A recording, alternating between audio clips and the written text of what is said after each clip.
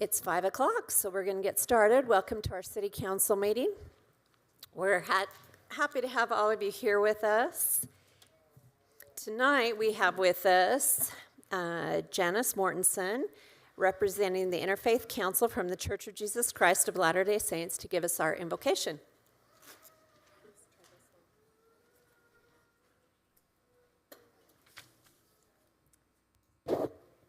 Our Father, which art in heaven, we gather here this evening and bow our heads in grateful prayer for the privilege we have of living in this great land, for the freedoms we enjoy, for the opportunities that are ours.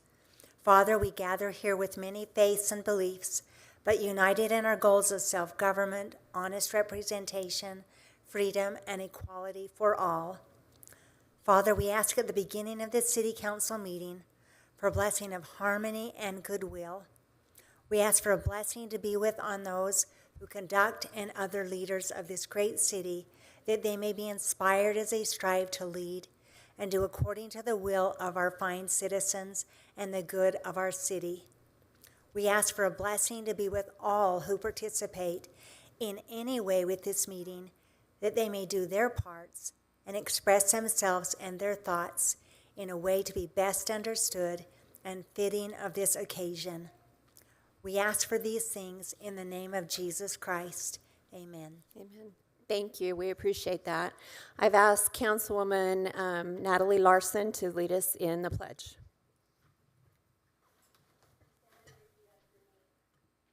I pledge allegiance to the flag of the United States of America and to the republic for which it stands, one nation under God, indivisible, with liberty and justice for all. Thank you, Natalie. So tonight I have a couple of recognitions and updates I want to do before we get started. So we have a special guest with us in the audience, Caleb Patton. Caleb, would you come up to the microphone here? So Caleb is from Pineview High School, junior. He's a junior at Pineview High School. He's a big kid. I wouldn't want to mess with Caleb. We're recognizing Caleb, and the City of St. George Caleb Patton proudly represented Pineview High School and St. George by capturing the state title in the 285-pound category of the 4A State Wrestling Championships. So that's a huge achievement. Wrestling is not a team sport, it's a one-on-one sport. And to take state out of everybody in the 4A class, we wanted to make sure we recognized him as an amazing young athlete and an inspiration to our community. Caleb, is there anything you want to say before I present this to you? No, I just appreciate it all so much. He's a man of many words.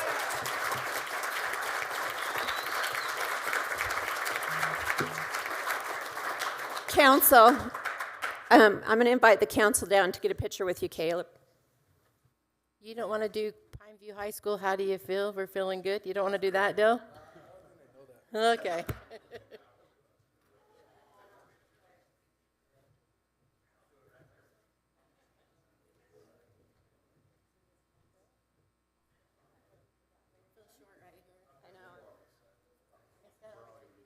We're all a little short compared to him.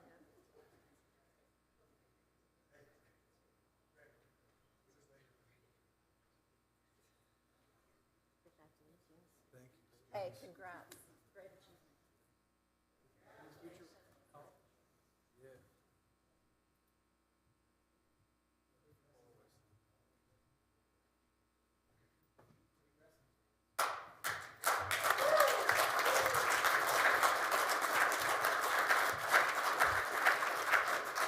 Mayor, can I just say real quick, we do have a little bit of a Pineview versus Dixie rivalry up here, so go Pineview.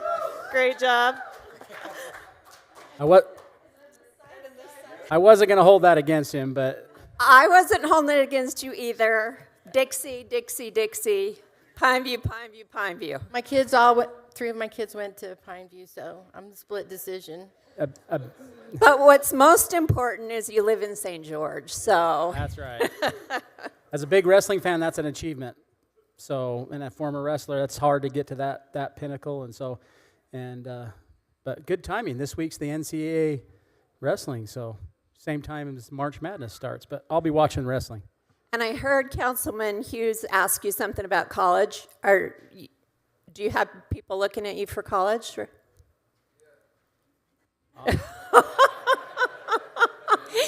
You want to be the mayor? Is there a college you're looking at? Maybe in Utah? Okay. Well, now we all know your name and we'll watch for you. Thank you. Cody, you have the next one. I do have to say, all of my kids have gone to Pineview, so Caleb, congratulations, that's awesome. My wife wouldn't let me send my kids anywhere but Pineview.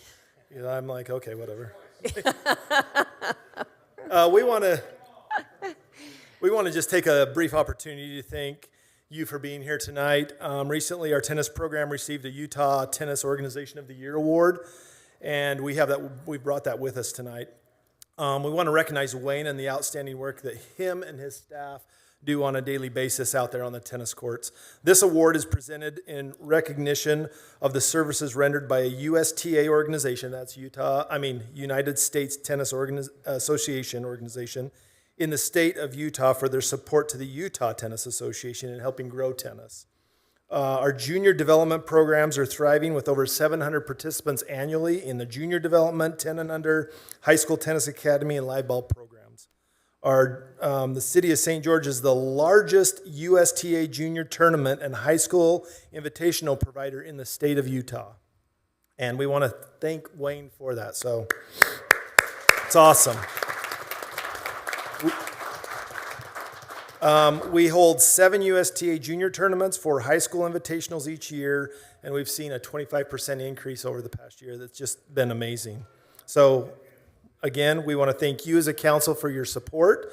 We want to thank the citizens of St. George for participating and growing the game of tennis, and thank you again, Wayne. So.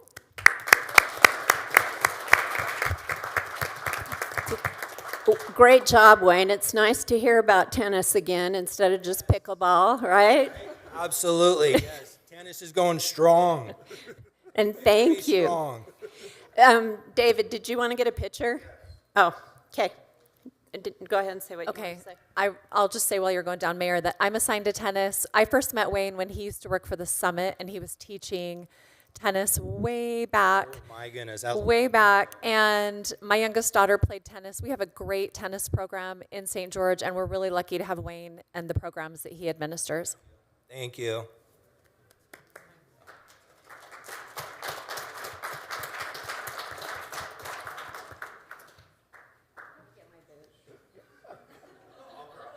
Thank you.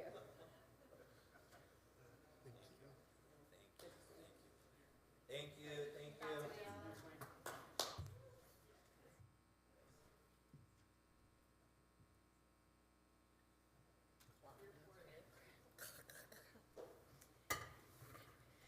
So our next recognition, Council, if you've looked on your calendars, you see that we have a retirement coming up next week.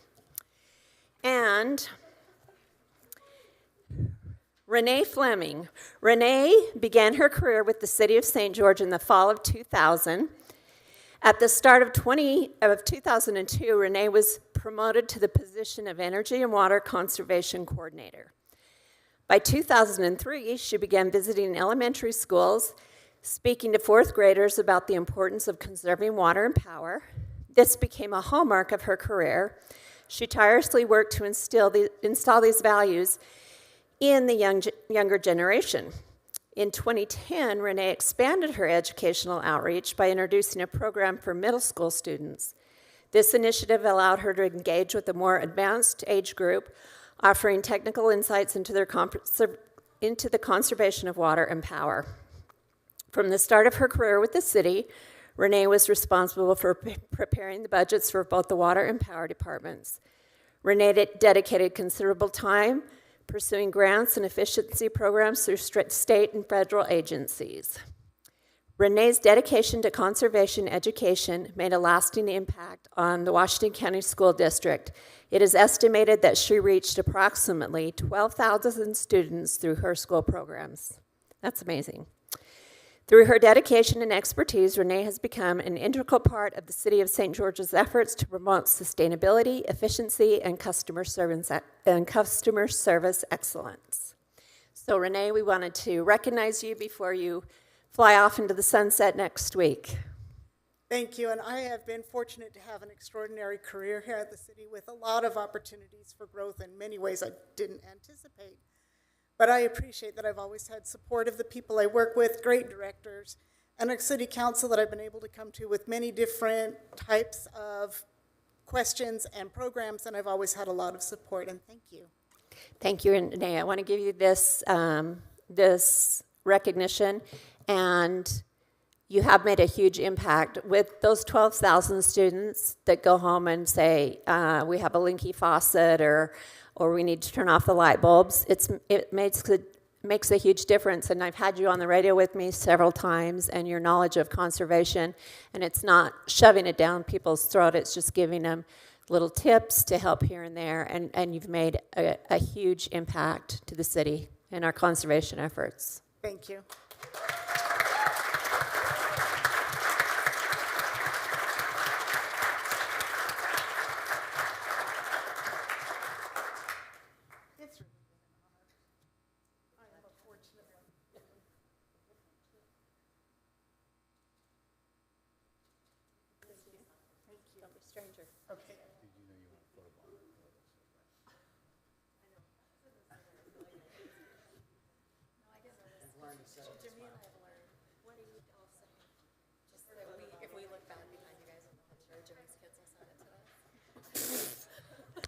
If you're photobombing. Okay, John, any changes to the agenda? No changes this evening, Mayor. All right. Item number 2 is a consent calendar. There's 8 items on the consent calendar this evening. There's also an addendum that has 2I that's also included. These are administrative items. Staff has reviewed them, and they recommend it. We recommend approval of these items. If the council would like to remove any for specific consideration, we can accommodate that. Otherwise, we recommend approval. Any items want to pulled? If No. not, I'm ready for motion. Mayor, having reviewed all the background and the data in the packet on the consent calendar items, I would make a motion that we approve as presented. Second. Motion by Steve, seconded by Natalie. All in favor? Yes, all in favor say aye. Aye. Any opposed? Motion carries. Item number 3 is a public hearing and consideration of resolution number 2025-007R to review and approve amendments to the fiscal year 2024-25 budget. And Robert will be presenting this item. Good evening, Mayor and Council. Tonight's amendment includes 7 separate items totaling a little over $1 million, and all of these items are related to the expenditure of either a donation or a grant that the city has received this past quarter. So as part of my presentation, I'll walk through each of these 7 items, and should the council have any questions, I'd be happy to address those. Starting with item 1, the police department is requesting these grant funds received from the Utah Department of Public Safety for the purchase of digital in-car camera systems for 6 vehicles for DUI enforcement. The addition of the in-car cameras will enhance the officer's ability to document DUI efforts. Currently, the officers have body cameras right now. Those don't necessarily capture all of the activity that happens outside the vehicle, so these additional will gather additional evidence for the officers as they make these stops. The police department received funds, again, from the Utah Department of Public Safety in the amount of $25,000. The staff would request to amend the budget in the amount of $25,000 to make the purchase of these 6 in-car video cameras. Item 2 is a request from our Parks and Community Services Department to use a donation received from Greater Zion to purchase new expanded bleachers at the Little Valley Pickleball Complex. During the current fiscal year, staff received a donation of $49,400 specifically earmarked for this purchase. These expanded bleachers will provide greater capacity for the larger tournaments such as the PPA Red Rock, Fall Brawl, and Southern Utah Pickleball Shootout. So staff would request to amend the budget in the amount of $49,400 for the purchase of these new bleachers at the Little Valley Pickleball Complex. Item 3 is in our other funds, and this is a request from staff to amend the budget for a grant received from the Dixie MPO for the purchase of those regional trail counters. The city of St. George, along with Washington, Hurricane, Ivans, Washington County installed trail counters throughout the community. Within each jurisdiction, there was a total of 14 trail counters that were purchased. Trail counters will help provide valuable data to help determine where the trails are most used and where to properly allocate funds for maintenance and repair throughout the communities. Staff requests to amend the budget amount of $147,928 for this purchase for the trail counters. Again, the funding coming from the Dixie MPO. Item 4 is a request from our Parks and Community Services Department to use a donation received from the Exchange Club for the replacement of the gazebo at the Vernon Worthen Park. In the 25 budget, we included funds for the replacement of the gazebo in the amount of $68,000, and we also included funding from the GO bond in the 25 budget for the band shell at Vernon Worthen Park. Those costs came in higher than anticipated in the budget, so staff received a donation from the Exchange Club in the amount of $35,000 that will fully fund these replacements in this edition. And so staff requests them in the budget the amount of $35,000 to fully make that purchase and the associated improvements. Item 5 is a request from our Public Works Department to amend the budget to construct improvements on the floodway on the Santa Clara River at the South Gate and Sunbrook. During the past few years, there's been flooding issues that have occurred, and so staff has identified some improvements that can be made, including hardening, removal of some vegetation, sediment removal. And so staff received a amount of money from the Washington County Flood Control Authority for this project in the amount of $600,000, and so staff would request to amend the budget to make these improvements, enhancements to the floodway. Item 6 is a request from our Public Works Department to amend the budget to construct improvements on the floodway at the Virgin River near the Dixie Center. Due to high water flows the past couple of years, the channel has begun eroding and moving closer to the Crosby Way. Staff worked with the Washington County Flood Control Authority to secure funds to make some additional improvements. And so staff would request to amend the budget amount of $140,000 for these improvements. And then our final amendment tonight is our Energy Services Department is requesting to amend the budget for the realignment of the power lines over I-15. With the upcoming improvements planned for I-15, it's going to require a realignment of those overhead power lines. And so staff would request to amend the budget amount of $80,000 through a state grant that was received to begin work on realigning those power lines in relationship to that project. And with that, that's the 7 amendments included on tonight's amendment for the council's proposal. I'd be happy to answer any questions the council may have. Questions, council? I have a quick question for Cody. Can those benches at the pickleball, are they fixed or can they be moved? Are they portable? Are they attached? No, they're not attached. They're portable. It'd be a feat to move them, but they're a little bit larger. The ones that we had there originally were really small for like kindergartners, and the public did not like them. And so I talked with Greater Zion, and we worked out a deal, and that's why we. I just thinking of Shaq, that is something that I get comments all the time, like when they have swim meets, there's nowhere for families or people to watch. I didn't know if that's something, if we're replacing them, that we could be using somewhere else. The ones that we just replaced them for, we could move out to there for those events, for sure. I think that would be helpful. I don't know if how we store them or how that works, but I just know that is a comment I get frequently from people who attend those swim meets. Yeah, we could do that. Thank you. Other questions? If not, this is a public hearing. So I will open the public hearing for anyone who has come to comment on the amendments to the fiscal year 24-25 budget. Seeing none, I'll close the public hearing, come back to you, council, for your action. Mayor, I'll make a motion that we approve the amendments to the fiscal year 2024-25 budget as presented by Robert. Second. Can I make a comment, though? Yes. I just think it's really important to point this out to our residents, that this is grant money that has come to the city or donation money. And when we talk about $2 million roughly here, I'm looking at, it's like $600,000. That, we have to recognize that. We gloss over that many times, but that is money that our staff has gone after, or good people like the Exchange Club have come to the rescue and made our community better. So I just hate to gloss over that without recognizing the efforts of our staff for doing this. And I am on flood control along with Mayor and Jimmy, and they do tremendous work way before I got there. But we do not have typical flooding in this community when we saw northern Utah because of the work that happened before I got on that board and continue. So I hope we have some runoff at some point, and then people can see once again that our banks are not overflowing. Good point. That already, or I just You talked a did lot? second it. So I have a motion by Danielle, a seconded by Natalie. Any discussion on the motion? All in favor? This is a resolution calling for a roll call vote, starting with Steve.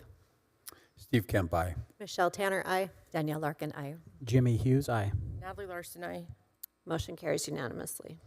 Item 4 is consider approval of ordinance number 2025-020, amending the city's zoning map by changing the zone from C2 to PDC on approximately 1.88 acres, generally located on the southwest corner of 1470 East and 170 South. And Dan will present this item.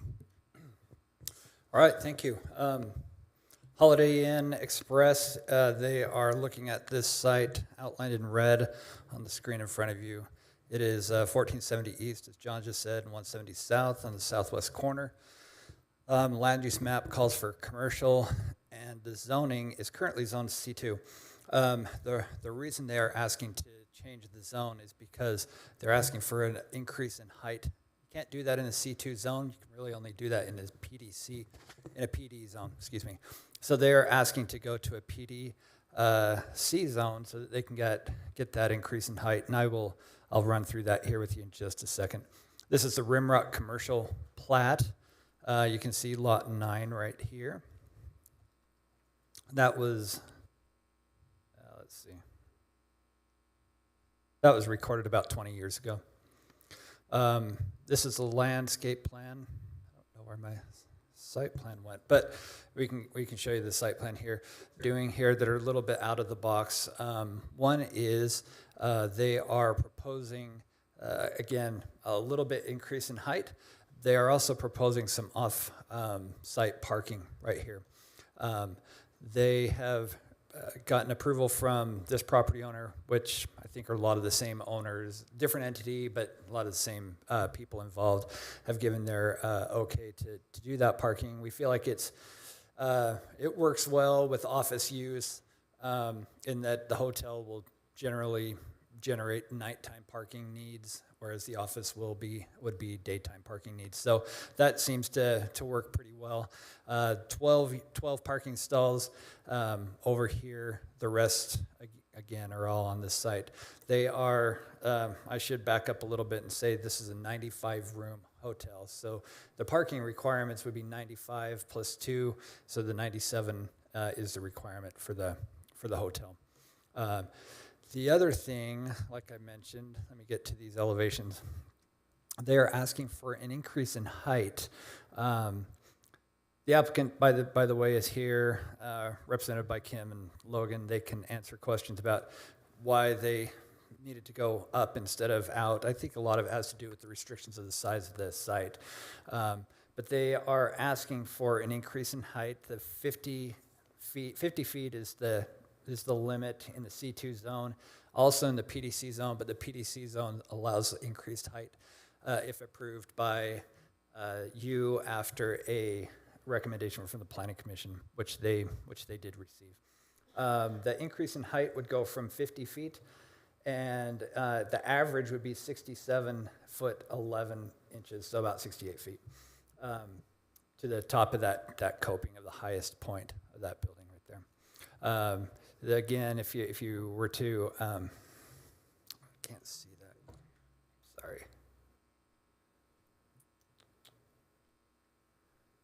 So it'd be about 60 feet to the actual roof deck itself. This is a look at the renderings of the building, the proposed building.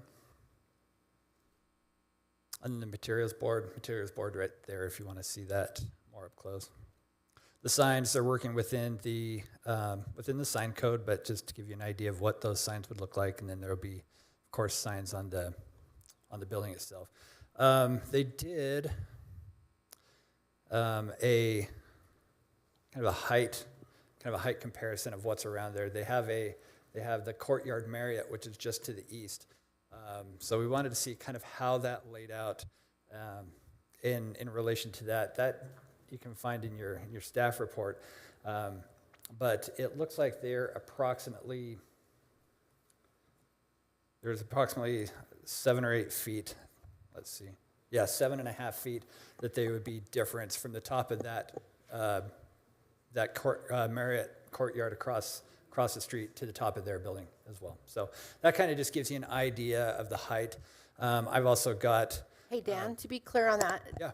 The Holiday Inn would be 7.5 feet taller, or the Courtyard Marriott would still be taller? Good question. Courtyard Marriott would still be slightly taller. And is that measuring from the base of the Courtyard Marriott? Because I feel like the Courtyard Marriott steps up I feel like the step up across the street is 7 or 8 feet. So it's not really a fair comparison because the Courtyard Marriott is going to be taller anyway. That's a good point.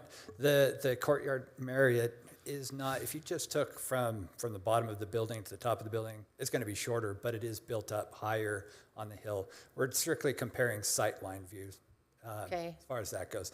But as far as strict height-wise, yeah, this one would definitely be taller. Does that make sense? But I guess my point is, this building's not it's gonna look the same. Yeah. It's gonna look approximately similar. If you're just looking, I think it's. If you're to me, this looks like the great place to increase the height of a building. Right. Agreed. So that was it. Planning Commission held a public hearing, didn't receive any public comments. They recommend approval. If you have any other questions, again, I can answer those, or the applicant's here if you have any questions for them. Questions for Dan or the applicant? I'm ready for a motion.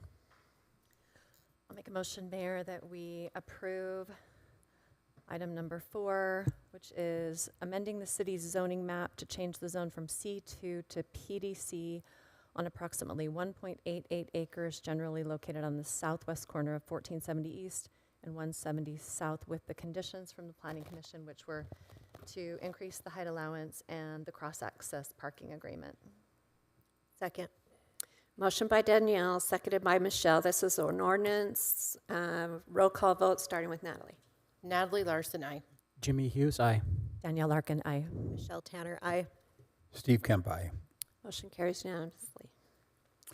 Item number 5, consider approval of ordinance number 2025-021, amending the Atkinville Interchange Area Zone Plan PD on approximately 5.91 acres, generally located north of Pioneer Road and south of Sandpiper Drive between Bluegrass and Nighthawk Drive.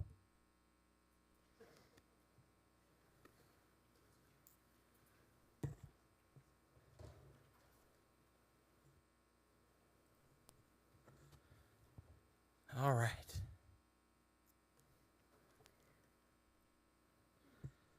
Thank you, John. So we do have this plan development amendment for Encompass Health. Again, the description was kind of given there, but just an overview of the aerial here.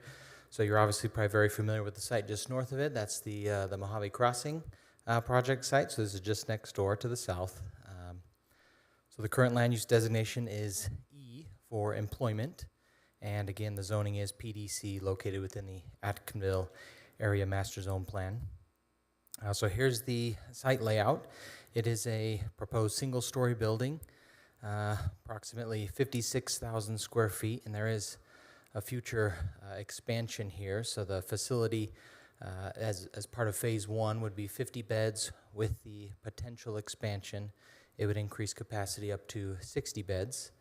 So the building height generally across the building is about 17.5 feet tall, goes up to a maximum of 25 feet if you include any of the equipment, the screening that they have to screen the rooftop equipment would go up to that 25-foot mark.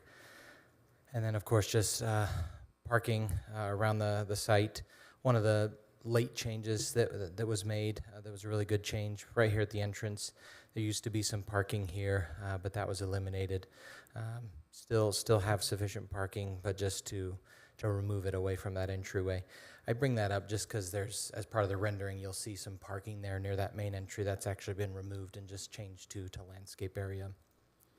Again, the use of it is an inpatient rehabilitation hospital. Wasn't sure if I mentioned that, but here's the landscape plan. Approximately 38% of the site is landscaped. You've got the 15-foot landscape on the back along Sandpiper with the residential to the north. And then, of course, just landscaping throughout the site.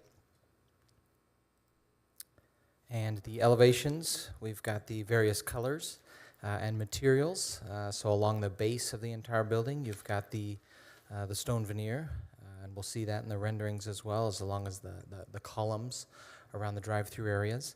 And then the various colors, of course, across the building. And then here again, the renderings, like I mentioned, show some parking up here. That's actually now proposed just for landscape area. But this would be the primary main entry.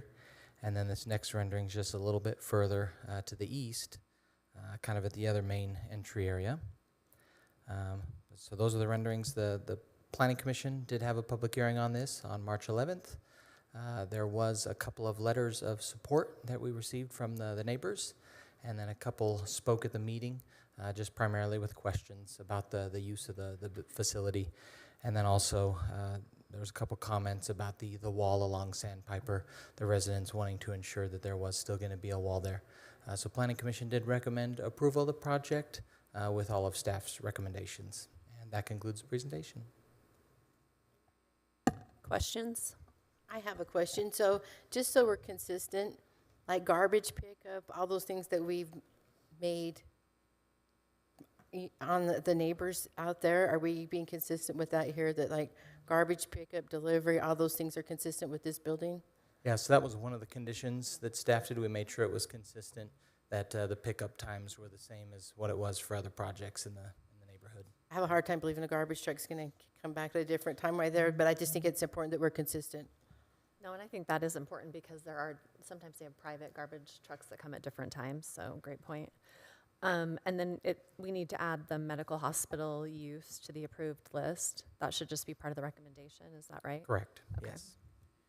Those are all in the conditions, correct? So if we just recommend approval with the conditions? Recommended by staff? If you're, yeah, Well, so it wasn't one of the conditions. It is just part of the plan development amendment, just part of the application to include medical hospital as an approved use in the Atkinsdale plan in the community commercial. that's in the recommendations. Yes, true. Yeah. Great, okay. I'll go ahead and make a motion then, unless there's other discussion. Mayor, if you're okay with that? Yep. Make a motion to approve ordinance number 2025-022, amending the Atkinsville Interchange Area Zone Plan PD on approximately 5.91 acres. We know where it's located. Yeah, there you go. I'll second. With the conditions from planning. Still Commission. second the conditions. 021. 021, is that 22?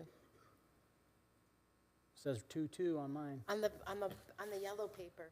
Okay. I even thought I had the amended agenda. You're right, it does say that on here. 2-1. So amend that to 2025-021. Hopefully that's correct. Second. Motion by Jimmy, seconded by Steve. All in favor, starting with Steve. Steve Kemp, aye. Michelle Tanner, aye. Danielle Larkin, aye. Jimmy Hughes, aye. Natalie Larson, aye. Motion carries. Item number 6, consider approval of ordinance number 2025-022, amending a portion of Title 9-13-4 of the City Code to prohibit off-premise signs along SR 7. All right, so this zoning regulation is pretty straightforward. Obviously, this item was before you previously for the temporary ordinance that was put in place. So we're now bringing forward the I guess you could say more permanent to some extent to actually be putting into the code. So just again, as an area of reference, this would apply to entire State Route 7 on Southern Parkway. And here are the proposed changes. Obviously, as you can see from the text here, off-premises signs are really limited to I-15 already. We're just, we wanted to include that additional language in here just to make it expressly clear that the off-premises signs weren't allowed along SR 7. And that's about it. Yes, we did discuss this in a work meeting, so it's pretty straightforward. Any questions for Brett? If no, I'll ready for motion. I will make a motion that we approve ordinance number 2025-022, amending a portion of Title 9-13-4 of City Code to prohibit off-premises signs along SR 7. Second. Motion by Michelle, seconded by Natalie. All in favor, starting with Steve. Steve Kemp, aye. Michelle Tanner, aye. Danielle Larkin, aye. Jimmy Hughes, aye. Natalie Larson, aye. Motion carries unanimously. I do not have any appointments. Reports, Steve, got anything? Nothing to report other than we're continuing to move forward on the airport expansion plans, and I think we're about 30 or 40% complete so far. Michelle? We held a public hearing in here yesterday regarding designating a lot of the downtown area as a National Historic Preservation District. So it was really well attended. There's going to be a second hearing as well for those who weren't able to attend the first one, but very informative. It's not a state designation, it's a national designation, which I think is actually better because we wouldn't be subject to the legislator putting certain restrictions. So I think it's a positive thing. Danielle? Yeah, I have a really exciting announcement. The artist who we've been working with PEG Development since they built City View to do a mural on, that was one of their agreements when they were granted the opportunity to do their parking above ground instead of below ground. So this has been a long time coming, and I've been sitting on meetings, I think, for the last year and a half, trying to get this done. And the artist is in the house. He's actually in St. George. He's down there working on it right now. He'll be over there for probably the next 5 to 6 weeks. So stop by and you can see the progress of the mural. It'll be really fun. And I think you remember that it has like native plants, and then it's got pictures of people from Southwest Symphony with their instruments. So it's going to be really cool. Jimmy? Just a couple of things. The last couple of weeks have been real eventful for Switch Point.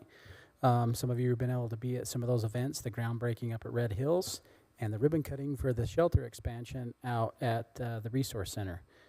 Two really cool projects. So we're making some good progress there. And just don't want to fail to mention some of our efforts. Natalie, you, the mayor, and I on flood control, and Danielle on the MPO. We saw some of those efforts tonight in our budget amendments. So all good. Natalie? Dixie Days is coming our way again. We had our first staff meeting, and that was awesome. And staff, Parks and Recreation are so creative and imaginative. It's going to be better than ever. Sorry about one last thing. I did have several people come up to me at the ribbon cutting and tell me that St. George City, that means all of you and staff and everybody, should be very proud of what Switch Point is doing and what they've done with the shelter out there. As you know, we own that building and let Switch Point use it for pretty much nothing. Jimmy, I was blown away. That building turned out amazing. Yeah, Really it really impressive. did. Really, it's really, I mean, I would live there. So it's really nice. 16 family rooms and a nice commercial kitchen, so super cool. They utilized the space really well. Like, I Yep. was super impressed. I did forget one thing as well. With the Dinosaur Museum, the city has been working with the Dinosaur Museum in the excavation of the property across the street of the Dinosaur Museum where our substation is going. And it sounds like they've been finding some interesting fossils. So our next board meeting is this next week. So it'll be interesting to hear all the things they're finding over there. So before this meeting, I had a meeting with Senator Curtis. He is in town for the next few days, and he actually went up and drove the proposed Northern Corridor today. and talked a lot about. He also met up at the Water Conservancy District and talked about all the projects that they want to try and push forward so that we're not another 20 years. And so it was good to hear from him and his perspective of everything going on in DC. And this is like his 4th time to visit the 5 county areas since January. Yeah. So that's good. That means that he's paying attention to us and he knows our needs. So I was grateful that he came and wanted to meet with the commissioners and the mayors today. And we don't have need for close? We don't. You, Ryan. Because I was just at a staff meeting today, he said, his exact words were, no ghostwriter. Negative ghostwriter. Negative ghostwriter, that is Pattern right. is full. Negative ghostwriter. So I was like, I'm going to kill you, Ryan. You just said we did. So I need a motion to adjourn from council. So moved. Second. Motion by Danielle, second by Steve. All in favor, say aye. Aye. We are adjourned. Thank you.